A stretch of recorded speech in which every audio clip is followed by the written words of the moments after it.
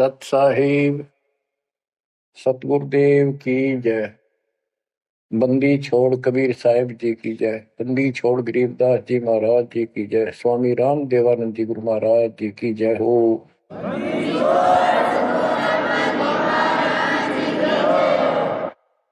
सर्व संतों की जय, सर्व भक्तों की जय, धर्मी पुरुषों की जय। श्री काशी धाम की जय, श्री सुडानी धाम की जय, श्री क्रोथा धाम की जय, श्री बरवाड़ा धाम की जय। सत साहिब परमपिता परमात्मा कबीर जी की असीम रजा से आज आपके ऊपर उस मूल ज्ञान की वर्षा हो रही है जिसकी प्यास आत्मा को युगों युगों से थी। बच्चों, इस गंदे लोक को सुन दो अच्छी तरह। जब तक आपके दिल में यह बात नहीं बैठेगी, वो वहम नहीं होगा आपका कि कित फंस गया क्या, यू घर अपना नहीं, यू परिवार अपना नहीं, यू लोक संसारिक किस ब्रह्मांड अपना नहीं, तो हम किस आस पर जी रहे। केवल अपना सतपुरुष है, उसका नाम कबीर है, सारी सृष्टि का रचनहार है, वो सुख का सागर है, हमारा अपना है, हमारा पिता है, हमारी माँ है, हमारा सच्चा साथी सखा है, हमारा वही बंधु भाई है।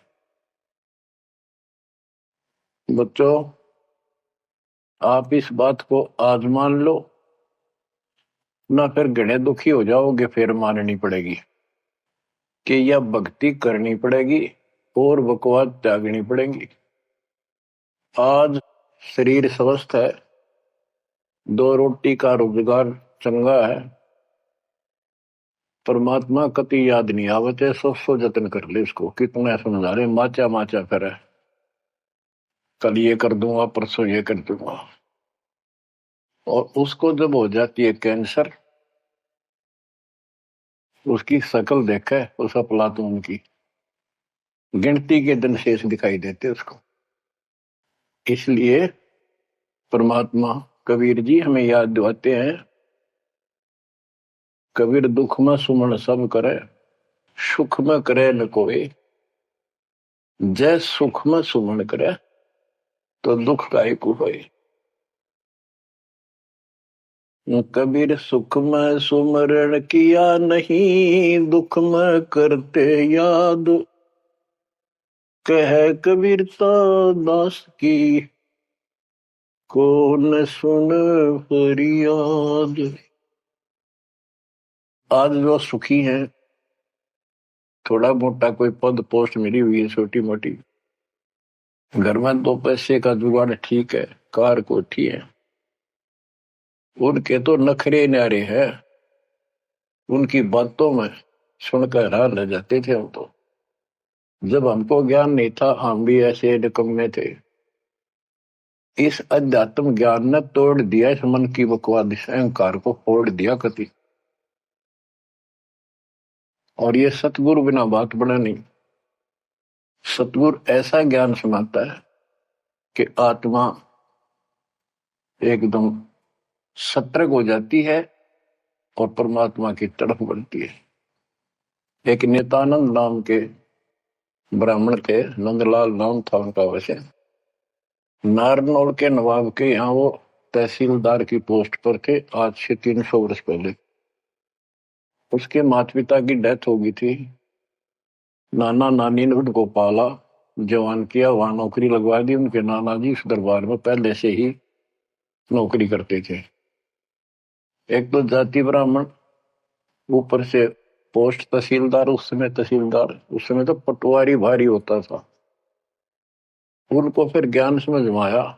एक विष्णु जी के उपासक, वैष्णव परंपरा के संत गुमानी दास नारनौल शहर में किसी भगत के अपने सेवक के यहाँ सत्संग करने आए। उनके साथ में ही नंदलाल तहसीलदार का मकान था। रात के समय सुहाना मौसम था, चांदनी रात थी, ना गर्मी थी ना सर्दी थी। छत पर बैठ गया, घूम रहा था, इतने में आवाज आई सत्संग की। और जो संत बोल रहा था एक एक बात, रात के समय साइलेंट होता है सब कुछ, सारी सुनने लगी उसको। तो नंदलाल तहसीलदार जी को भगवान की तड़प बनी, क्योंकि उसको चोट बहुत लग चुकी थी। बचपन से माता पिता की डेथ होगी, अनाथ हो गया था। तो ऐसे दुख से गुजरे हुए व्यक्ति को शीघ्र समझ में आ जाती है ये बातें। उसको तड़प बनी, ये संसार कुछ नहीं। आपको सत्संग के कुछ अंश सुनाता हूं पहले। ये संत जो है वाणी तो कबीर साहब की गाते हैं और मार्ग काल का बताते हैं। वाणी ऐसी गजब की है, खींच लेती है आत्मा को, चुंबक जैसे लोहे को खींचता। लेकिन ये कलम गलत चढ़ाते, इनके पास वो संपूर्ण दीक्षा नहीं, बात यहां बिगड़ गई। और काल ने पूरा लाभ उठा रखा मालिक की अट्रैक्टिव वाणी का। मन तू चल रे सुख के सागर, जा शब्द सिंधु रत्नागर। कोटि जन्म तन भर मत होगे, कुछ नहीं हाथ लगा रे। कुकर शुकर खर बया गोरे, कौआ हंस बुगारे। मन तू चल रे सुख के सागर, जा शब्द सिंधु रत्नागर। कोटि जन्म तू राजा की ना, मिटी न मन की आशा। भिक्षुक होकर दर दर अंडा, फिर मिला न निर्गुण रसा। मन तू चल रे सुख के सागर, जा शब्द सिंधु रत्नागर। इंद्र कुबेर ईश की पदवी, ब्रह्मावण धर्म राया। विष्णुनाथ के पुर को जाके, फिर भी उल्टा आया। मन तू चल रे सुख के सागर, जा शब्द सिंधु रत्नागर। असंख्य जन्म तन मरत्या होगे, जीवित क्यों न मरे रे। असंख्य जन्म तो है मरता होगे, जीवित क्यों न मरे रे। द्वादश धर्मद मैल मठ बोरे, बहुर न दे धर रे। मन तू चल रे सुख के सागर, जा शब्द सिंधु रत्नागर। दोजक भिष्ट सभी तह देखे, राजपाट के रसिया।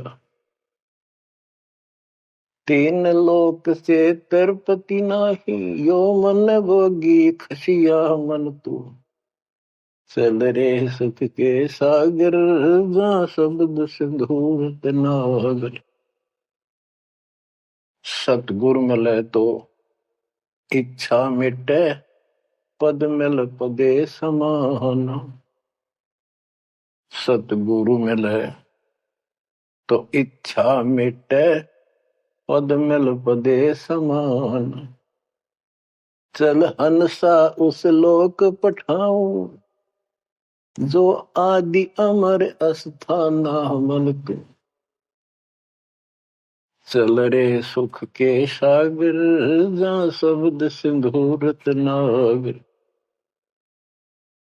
चार मुक्ति जा चंपी करती, माया हो रही दासी। चार मुक्ति जा चंपी करती, माया हो रही दासी। दास गरीब अभय पद पर से, मिले राम अविनाशी। मन तू चल रे सुख के सागर, जा शब्द सिंधु रत्नागर। सत्संग में बताया गया कि कोटि जन्म तन भ्रमित हो गए जन्मते मृत्यु को, और कुछ नहीं हाथ लगा रे। कुकर कुत्ता, शुकर शुअर, खरगदा, कौवा और बुगला, ये सभी यानी 84 लाख प्रकार के प्राणियों की योनियां शरीर में तुमने दुख उठाए। इस संसार में सुख नाम की चीज जीव को नहीं है। कोट जन्म तन भ्रमित हो गए, कुछ नहीं हाथ लगा रे। आज सेठ है, सारा कुछ धन है, कार कोठी है, और समय आ गया जान का। सेकंड भी ना लागण दे, एक सेकंड तुरंत उठाकर यम के दूत पटक देंगे धर्मराज के आगे। अब के हाथ लग गया, सारा जीवन खो दिया, कति कर्म बिगाड़ लिए, और आगे पल्ला झाड़ के जा खड़ा नरभाग। ये सपना टूटते सारी बात समझ में आ जाती। सारा सोपन थायो, ना कोई बेटा अपना था, ना कोई बेटी अपनी थी, ना या कार, ना कोठी अपनी थी। अपना जो काम था वो तो स्टार्ट भी ना किया मूर्खा। बच्चों वहां बहुत बार रो लिया हम जाकर। जब भी मनुष्य जीवन मिला हम वायदा करके आते थे भगवान से, हे परमात्मा इनका दया कर दो, मनुष्य जीवन की कभी गलती नहीं करूंगा, करेंगे करूंगी, भक्ति करेंगे, मालिक को याद रखेंगे, रोटी के लिए काम भी करेंगे, तेरी भूल नहीं होगी दाता। कति कसम खाते, वचन भर के कान पकड़ के नाक रगड़ के आते वहां से प्राणी। और यहां आते ये काल इनको ऐसा अचेत कर देता है, नए सिरे से सिखाना पड़ता। ये बेटा या दाता यू काका ताऊ तेरा ताई मौसरी, ये गिलास यू चमचा या थाली, ये गिलास यू कटोरा, ये शुरू तो पढ़ानी पड़ती है। कति सारा बुला देता है, इतना जुल्म कर रखा हमारे साथ। इस अज्ञान को आके सतगुरु कबीर भगवान सतगुरु रूप में आते हैं, वो इस अंधेरे को अपने वचनों के माध्यम से हटाते हैं। अब बच्चों मन नेकी कर ले, 2 दिन का मेहमान, मन नेकी कर ले। परमात्मा हमारे सामने खड़े होकर रोया करते हमने, किसी तरह तो समझ लो तुम। ये शब्द इसलिए सुनाया करते कि इस आवाज प्यारी आवाज दाता की खींच ले पशु पक्षियों को भी, और इस वाणी में कसक। तो बच्चों परमात्मा कहीं भी खड़े हो जाते थे किसी गांव नगर में जाके, और उनको वाणी सुनाते थे, क्योंकि हम कान का विषय भी हमारे अंदर है विकार। तो मीठी वाणी सुनकर तकरीबन लोग इधर उधर से खिसक के आस पास बैठ जाते आकर, जैसे कोई जाकर कोई तुबली बनाने लग जाए ऐसे डुगडुगी, वहां भी लोग इकट्ठे हो जाते हैं। फिर परमात्मा उनको समझाते थे, इस काल के जाल में फंसे इस नकली सुख को सुख मानकर अंधे हुए बैठे प्राणियों को कहां से संघर्ष करने लगते, क्योंकि ये अपने पिता है और ये रह नहीं सकते हमारे को राह बताए बिना। तो क्या सुनाते थे, कहां से आया कहां जाएगा, तन छूटे तब कहां समाएगा। कहां से आया कहां जाएगा, तन छूटे तब कहां समाएगा। आखिर तुझको कौन कहेगा, गुरु बिन आत्म ज्ञान, मन नेकी कर ले, 2 दिन का मेहमान। बच्चों परमात्मा याद दिला रहे हैं तुम्हें सतगुरु के बिना, गुरु के बिना ये आत्म ज्ञान कौन कराएगा। आत्म ज्ञान क्या है, तू कौन है, कहां से तू आया, किस लिए जन्म और मर रहे हो, इसका समाधान क्या है, ये है आत्मज्ञान। आत्मज्ञान तो सारे गुरु बताते हैं नकली सकली सब।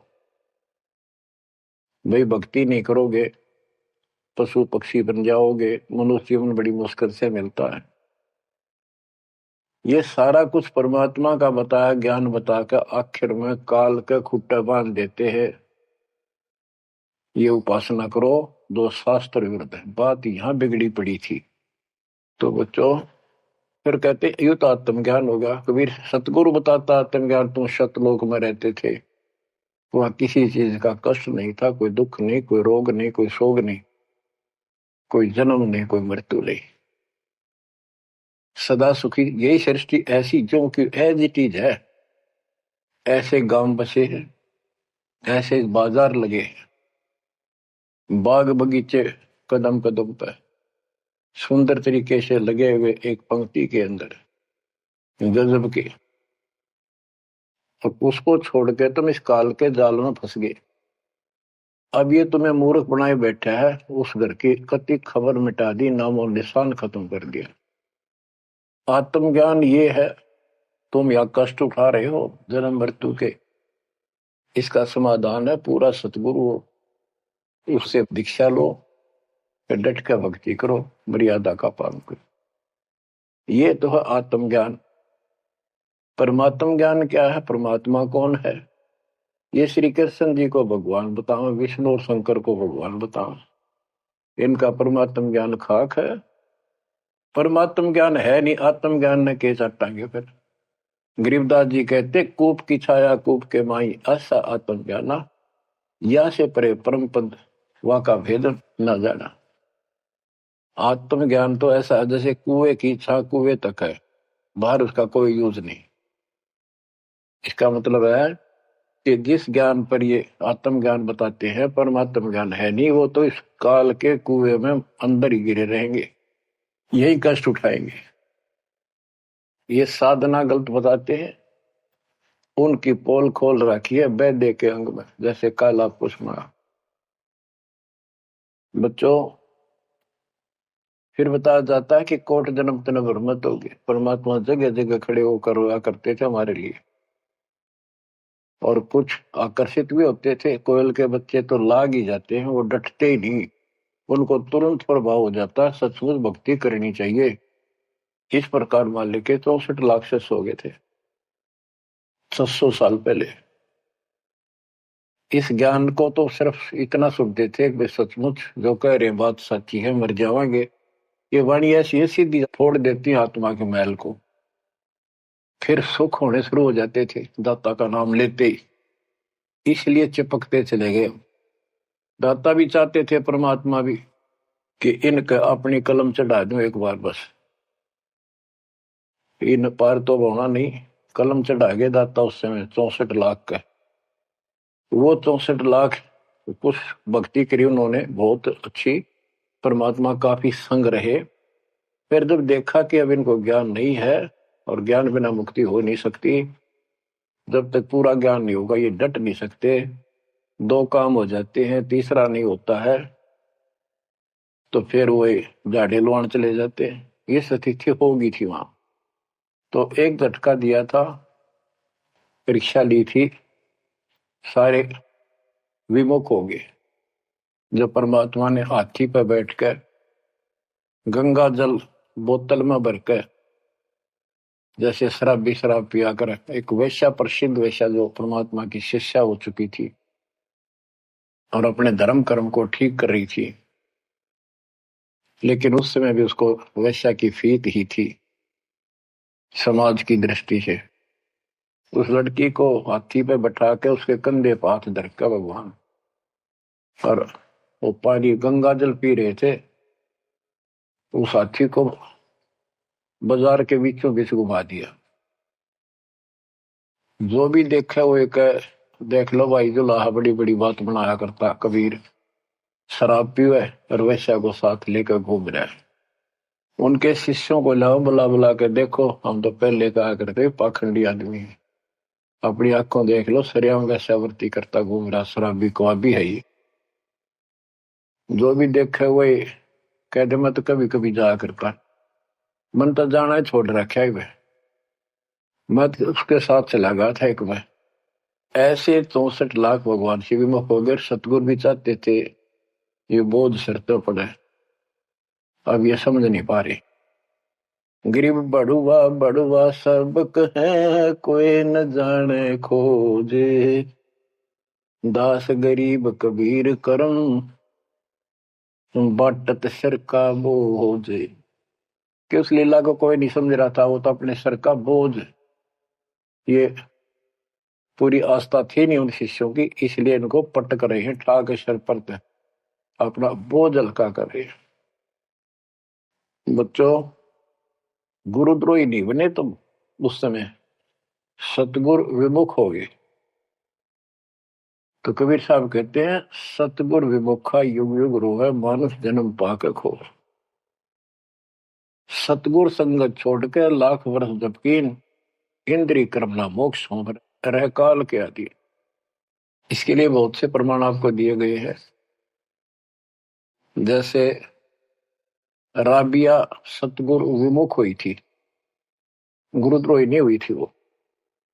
4 साल दाता ने कितनी मेहनत करके उस बेटी के लिए फातिमा की। उनकी भेड़ बकरियां के बीच में बैठ के उस बदबू में उस प्यारी आत्मा जो दलदल में फंसी पड़ी थी, राबिया को ज्ञान सुनाया, बेटी अल्लाह खुदा की भक्ति करनी चाहिए, ये जीवन थोड़ा ही है, इसमें कभी भी मृत्यु हो जाएगी, फिर पता नहीं कहां जन्म होगा। कई दिन लगातार ये बात करते करते लड़की कहती थी कि महाराज हम इबादत करते हैं, नमाज करते हैं, सारा कुछ करते हैं। उसका सारा अंधेरा हटाया, लड़की का समझ में आ गई, सृष्टि रचना बताई। 4 साल भक्ति करी और कोई साथी था नहीं, दूसरा भक्त भाई बहन इस मार्ग के बताने वाला। समाज के प्रभाव से परमात्मा वाली सत साधना छोड़ दी, क्योंकि सत्संग ना सुनने से इस तरह मैल आवेगा, ये भूल जरूर पड़ जाती है। क्योंकि गलत बताने वाले तो सारा समाज, सारा वही साधना सब कर रहे थे, तो वो ही अपनी साधना करने लगे। लेकिन प्रेरणा इतनी होगी थी कि शादी नहीं कराऊंगी, मोक्ष पाऊंगी, सारा कुछ हो गया था। लेकिन माता पिता को टेंशन होगी कि लड़की को घर पर नहीं रख सकते, तो कह दिया बेटी या तो निकाह करा ले, नहीं तो अब दोनों मराएंगे। लड़की ने विचार कर लिया कि माता पिता की हत्या का दोष मुझे लगेगा, इसलिए यस कर देती हूं, अपने पति से बात करूंगी। निकाह करने की यानी शादी की हाँ भर ली और ब्याह हो गया, अपने पति के घर चली गई। वो एक अच्छा अफसर था, साहब था, नेक आत्मा था। राबिया ने स्पष्ट कर दिया, बात सुनो मेरी, मैं भक्ति करना चाहती हूं और मैं संतान उत्पत्ति नहीं करूंगी। अगर आपने जोर जबरदस्ती कर दी तो मैं फांसी का आकर मरूंगी, ये फाइनल सुन लो। उसके पति ने कहा कि एक बात बता राबिया, जब निकाह हुआ आपने स्वयं कबूल किया था, मैं निकाह कबूल करती हूँ। मुसलमानों के अंदर एक विशेष बात है कि लड़का लड़की चाहेंगे तो ब्याह होगा, ना हुआ नहीं। तो तेने उस समय कबूल क्यों किया था? राबिया बोली, मेरी मजबूरी थी, समाज का दबाव था मेरे माता पिता पर। मेरे माता पिता ने शर्त रख दिया तो शादी करा ले, नियम दोनों मरेंगे, तो इसलिए मैंने शादी कर ली। अब आप पर फैसला है, वहां तक 2 मरे थे भी, एक मरेगी, मैं भक्ति करूंगी, ये मेरा फाइनल फैसला है। तो समझदार था, मुसलमान कई कई शादी कर लेते हैं, उसको इसकी कोई समस्या नहीं थी, परमात्मा की दया से गुजारा भी खूब था। वो बोला, राबिया बात सुन ले, जैसा समाज का दबाव तेरे ऊपर था, तेरे माता पिता पर, ऐसा समाज मेरा भी है, और यहाँ मुझे भी जवाब देना भारी हो जाएगा अगर तू इधर उधर जाओगी। तो जाइए भक्ति के लिए, इसलिए घर में रहेगी, मेरी तरफ से मेरी बहन होगी, संसार की दृष्टि में मेरी पत्नी बढ़कर रहना होगा। राबिया ने कबूल कर लिया, यस कर दी। उसने अपने और विवाह करा लिया। जब वो होगी 50 साल के ऊपर, हज करने चली। उसके पति ने कहा, आपके लिए मैं गाड़ी घोड़ा ऊंट तैयार करवा देता हूँ, अरे जाओ, बहुत खुशी की बात है, मुझे पुण्य मिलेगा आपके सहयोग में। वो कहने लगी, मैं पैदल जाऊंगी। यानी भावना अलग होती है भगत की, या धार्मिकता रंगी हुई होती है पिछले जन्मों की। वो चल पड़ी, पैदल चल पड़ी। रेगिस्तान ज्यादा होते थे उस टाइम, सभी जगह सूखे पड़ते थे। मक्का में चली, मक्का के राह पे काफी सफर तय करने के बाद एक कुआं आया। उस कुएं पे ना बाल्टी थी, ना कोई रस्सी थी। वो लगता था उसमें गिर गई थी। उधर एक कुतिया बहुत प्यासी थी, प्राण जानने हो रहे थे उसके। राबिया को समझते देर नहीं लगी। वह कभी राबिया के पैरा में आवे, कभी कुएं की तरफ जावे। बहुत बुरा हाल था उसका। उसके छोटे छोटे बच्चे भी थोड़ी सी दूरी पर विलख रहे थे। उस पुण्यात्मा ने धार्मिकता भर दी थी दाता ने। उसने अपने सिर के बाल पाड़े, उसकी रस्सी बांटी, 5-5 4-4 बाल लेकर, और लंबी रस्सी गांठ डाला का बना के अपने कपड़े उतार के उस रस्सी के कपड़े बांध गए। पहले मोटे मोटे कपड़े होते थे सूत के, और वो बहुत पानी सोख लेते थे।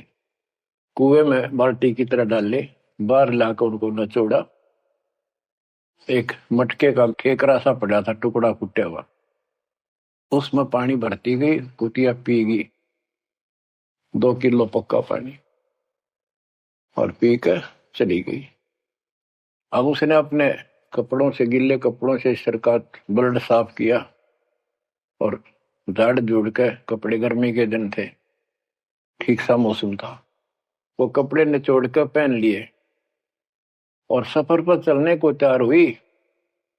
इतने में वो मक्का मकान उठ के, वो महल मंदिर, वो कब्बा उठ के और कुएं के साथ आकर लग गया, जैसे प्लेटफार्म पर ट्रेन आकर लगती है।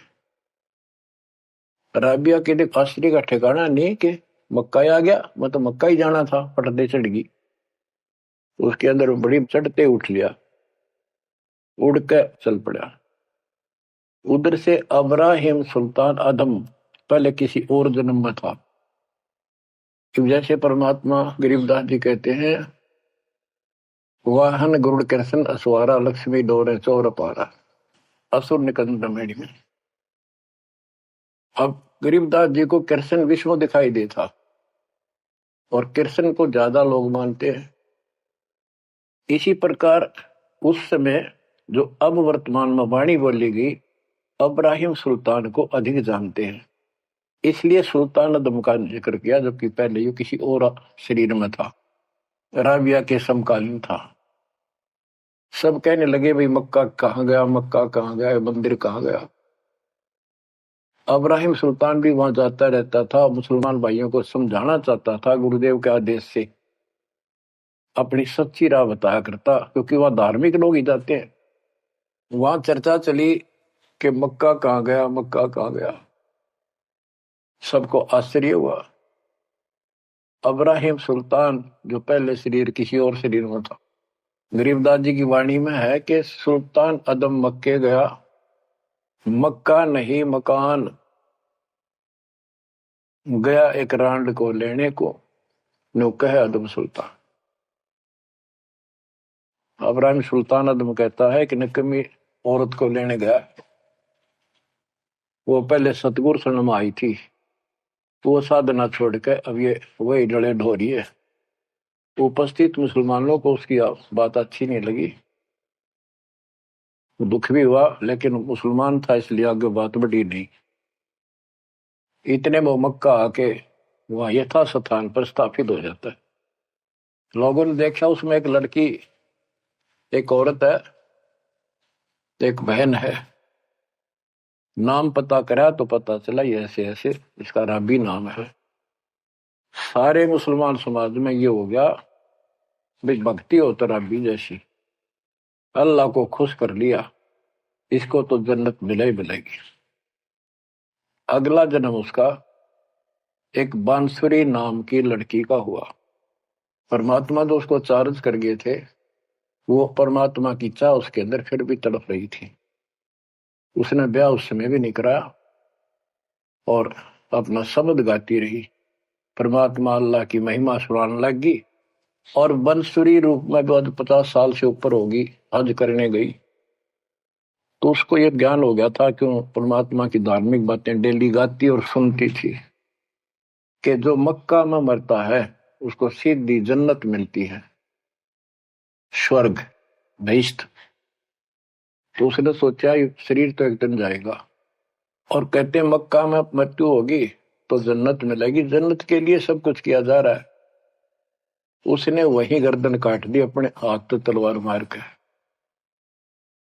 सब कहने हो गया भाई बांसुरी तो गई स्वर्ग में, बांसुरी ने कुर्बानी दे दी और जन्नत में गई। अगला जन्म उस आत्मा का कर्महीन का वैश्या का बना। 2 जन्म कति ब्रह्मचर्य के पालन कर लिए, आखिर में सारी कसर काट दी काल ने। परमात्मा कहते काल के षड्यंत्र को तुम तक ये समझोगे, ब्रह्मा विष्णु महेश अभी तक नहीं समझ पाए। फिर दया करी दाता ने, वो गंदा नरक भोग के वह फिर मरी। एक शेख तकी नाम का सिकंदर लोधी राजा का धार्मिक गुरु था, और ये भी कहते वो उनका एक प्रधानमंत्री भी था। जो भी उसके घर जन्म हुआ उसका, 12-13 वर्ष की होकर वह मर गई, कब्र में दबा दिया गया। एक दिन परमात्मा ने ऐसी लीला करी, क्योंकि सोचल छिद्र मैं करूं अपने जन के काम तो उनका था सारा उस बेटी के लिए। शेख तकी ने जब सारे हथकंडे अपना लिए, कबीर साहब आयरा नहीं, मुर्दे जिंदे कर दिए। उसने कहा वो तो सदमे में था कमाल, रामानंद जादू जंतर ते जिंदा कर दिया। जब जानू मेरी बेटी कब्र में दब रही है, उसको जिंदा कर दे। कई दिन हो गए, 15-16 दिन हो गए। परमात्मा ने कहा ठीक है भाई, सब इकट्ठे कर लो। मुनादी करा दी, उसने खुद करा दी, कहा जिसकी पोल खुलेगी। परमात्मा ने समय बता दिया, उस दिन करूंगा जिंदा। हजारों आदमी सिकंदर लोधी शेख तकी कब्र फुड़वा दी, वहां इकट्ठे हुए। कब्र फुड़वा दी, लड़की का शरीर था। तो परमात्मा ने कहा शेख तकी तू कोशिश कर ले, कदे 5-6 नंबर बनावे, और कहे या सदमे में थी। दूसरे बोले जी अगर ये इस तरह कुछ इल्म होता, अपनी बेटी ने कौन कब्र में दब मिट्टी में, आप दया करो। कबीर साहब ने कहा हे शेख तकी की बेटी जीवित हो जा, नहीं हुई। दूसरी बार कहा यही, नहीं हुई। शेख तकी ने बगड़ा पा दिया, नाचन लग गया कि डोंगी की पोल खुल गई, देख लो। कहूं था ना मैं, कभी मुर्दे जिंदे होते हैं, ये तो कयामत के समय होते हैं। तब परमात्मा बोला डट जा बंडेले, रुक। तब कहा हे कबीर की बेटी, आत्मा जहां भी है वापस आ, शरीर में प्रवेश कर बेटी।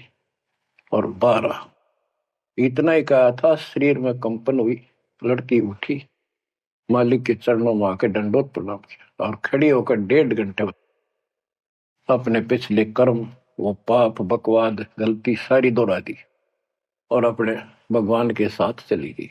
परमात्मा ने कहा जा बेटी अपने पिता के साथ, शेख तकी के साथ। लड़की बोली मेरा बाप आप हो। इनका तो इतना संस्कार था, इन दाब दी मट्टी में। अब इनका मेरा कोई संस्कार नहीं था, आगे मेरा पशु जुन्नी में जाने का नंबर था, और ये भगवान वहां गए, धर्मराज के दरबार से मुझे बाई फोर्स लाए। तो बच्चों कहते गोरख से ज्ञानी गणे सुखते जति जिहान, सीता सी वो वारिया दूर संत था। ये बड़े बड़े लतीफेदार भाषण करते हैं, सत्संग सुनाते हैं। कहते हैं बीजक की बात ताके बीजक ना ही हाथ, पृथ्वी डोबड़ उतर रही है कह मीठी बात। बच्चों प्रसंग चल रहा था सत्संग का, सतगुरु विमुखा योगी गुरु है। तो इसी प्रकार हम सतगुरु विमुखा हुए जब, आज तक रो रहे हैं। हमारे वो कुछ भक्ति करा कर चार्ज कर गए थे, जिस कारण से अपने को मनुष्य जीवन मिलते हुए आ रहे हैं, और भक्ति की चाह भी है। यह गलती फिर न दोहराई। अब नित्यानंद का जो प्रसंग था उस पर आता हूं। और सत्संग चला के कोट जन्म तन भ्रमित हो गए, कुछ नहीं हाथ लगा रे, कुकर शुकर खरब्याग हो रहे, कहू वाहन सुगा रे, कोटि जन्म राजा की ना। महावीर जैन जैन धर्म के 24वें तीर्थंकर, राजा बने, महाराजा बने, स्वर्ग में देव बने, फिर कुत्ते गधे शोर बने। खाक है फिर के चाटव देव पद न जो गधा बन गया। आखिर इंद्र कुबेर इसकी पदवी, ब्रह्मा विष्णु महेश के पद पा चुके हो आप, इंद्र तक की पदवी पाई है, और फिर यहीं भटक रहे हैं। दो जग भीष्ट सभी ते देखे, स्वर्ग नरक सभी धक्के खा चुके हो, भटक चुके हो राजपाट के रसिया। तीन लोक से संतुष्टि नहीं है, ये मनभोगी खसिया। कोई एमएलए बन जाए, सरपंच बने, मन में आता चेयरमैन बनो, चेयरमैन भी बन जाता है, वे एमएलए में बात बने। मर पड़ का एमएलए कभी बन जाता है, तो सोचा मंत्री बनो जब बात बने। एमएलए में कोई नहीं पूछता। मंत्री यूं सोचता है चल तो मुख्यमंत्री गया, हम तो टाइम पास कर रहे हैं। मुख्यमंत्री बनने के बाद उसकी तड़प हो जाती है, प्रधानमंत्री बनूं तो बात बने। वो बनेगा कि ना बनेगा, इतना मृत्यु हो जाएगी, फिर गधा बनेगा। बच्चों तीन लोग क्षेत्र पतना ही है, मन भोगी खसिया। सतगुर मिले तो इच्छा मिटे, पद मिल प्रदेश समाना, चल हंसा उस लोक पठाऊं जो आदि अमर स्थान। कि सतगुर मिलेगा तो इन बकवादों से मन हटाएगा और कहेगा चल हंसा उस लोक पठाऊं जहां कभी मृत्यु नहीं होती। चार मुक्ति जहां चंपी करती, माया हो रही दासी। यहाँ चार मुक्ति प्रमुख मानी गई है, और ये थोड़े से थोड़े समय की होती है। जैसे शालोक, जिस देवता की भक्ति करे उस देवता के लोक में चला जाएगा।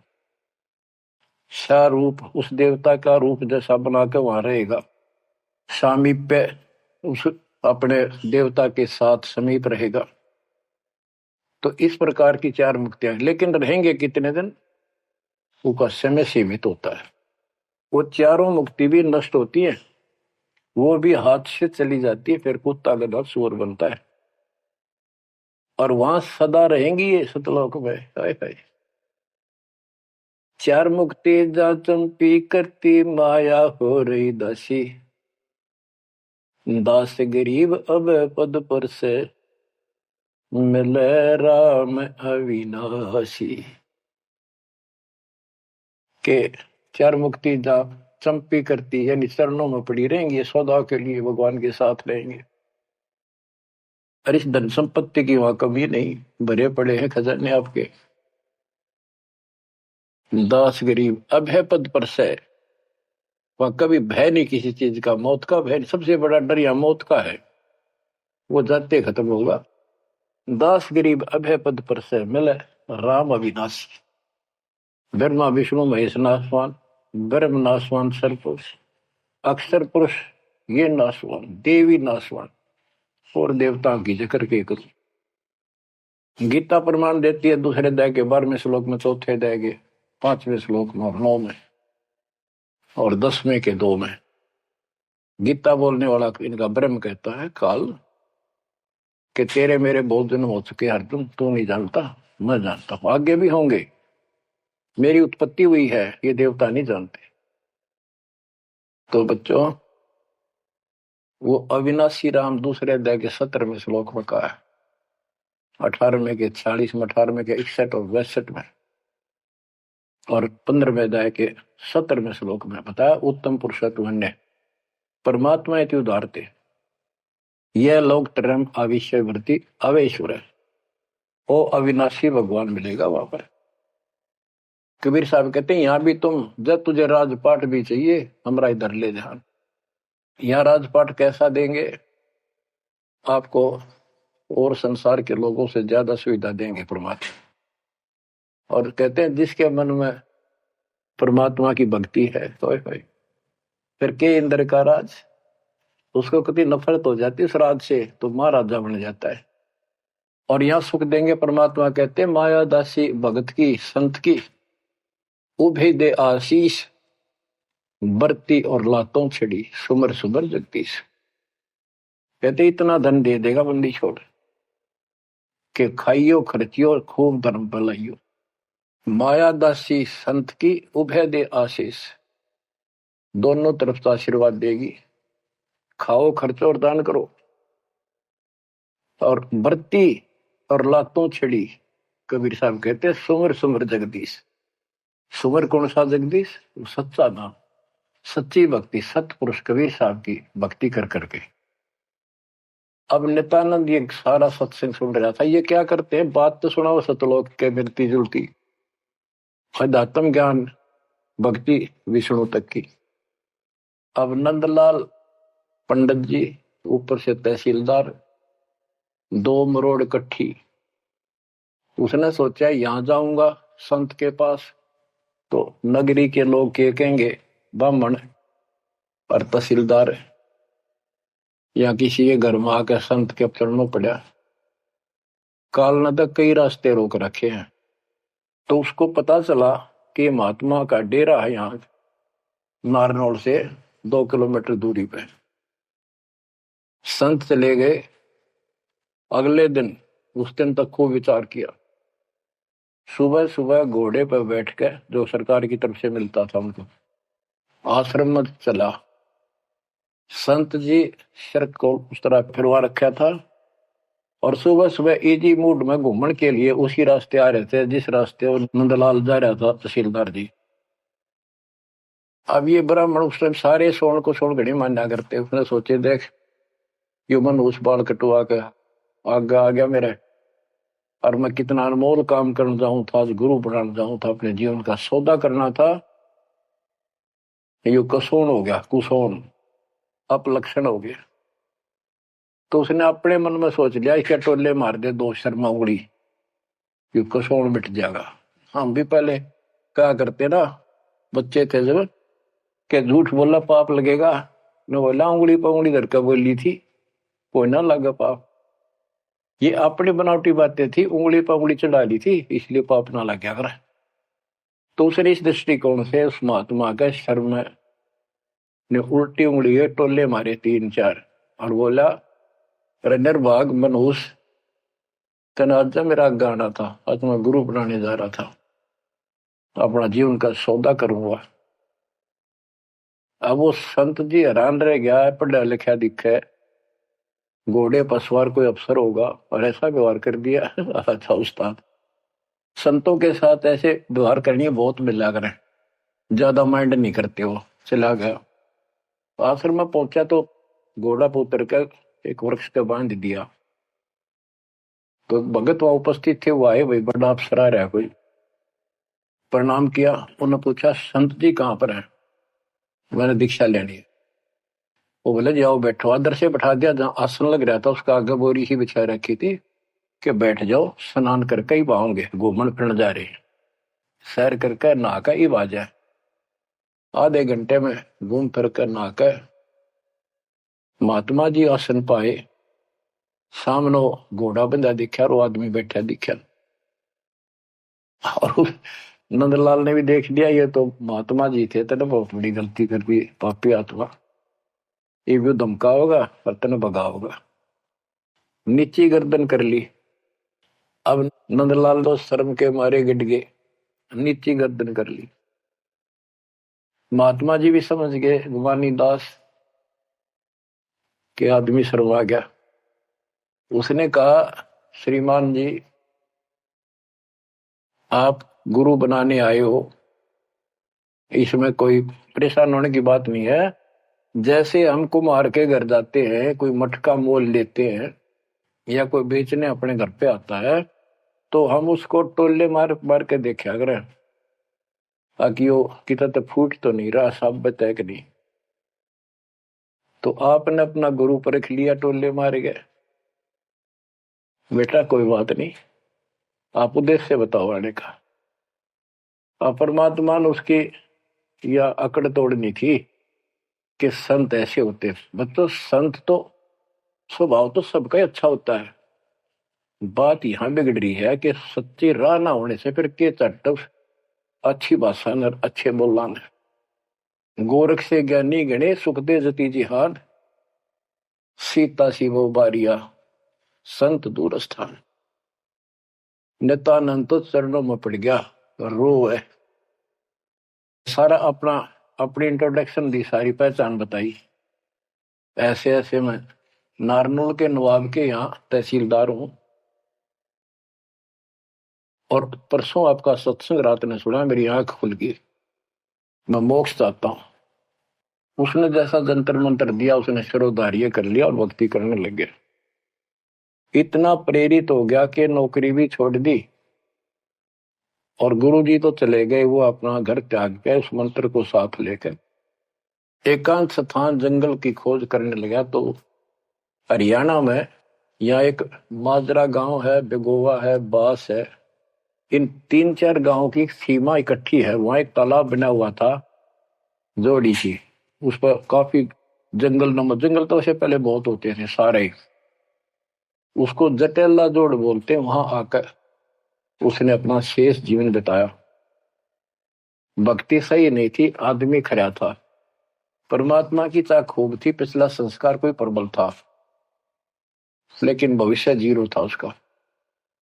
फिर भी उसने जब ज्ञान हुआ तो क्या कहा, क्या कहते, उसका नाम फिर नित्यानंद रख दिया उसके गुरु जी ने।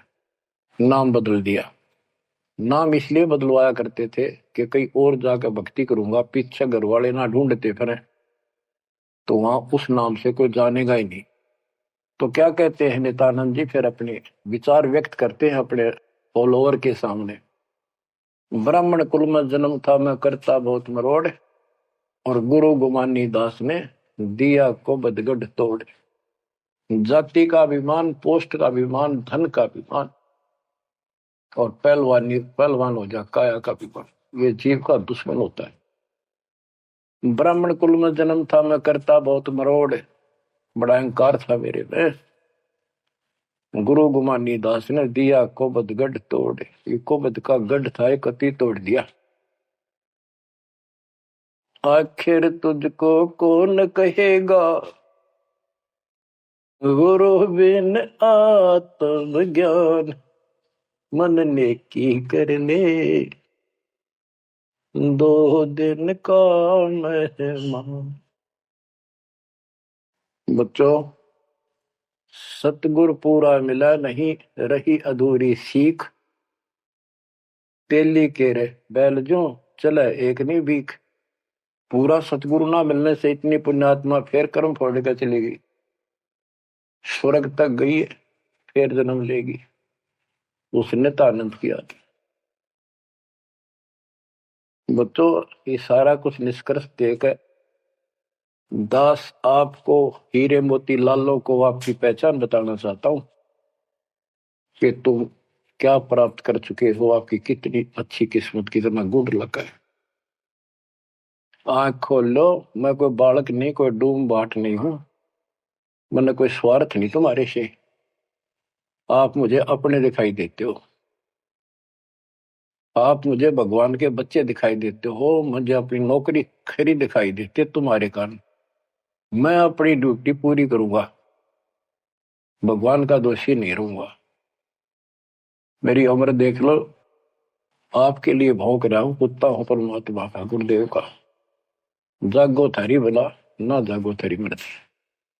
आशा करता हूं जागोगे, सतभक्ति पर लागोगे, इस गंदे लोक को त्यागोगे, सतलोक में जाकर स्थान पाओ। परमात्मा आपको मोक्ष दे, सदा सुखी रखे। सत्संग।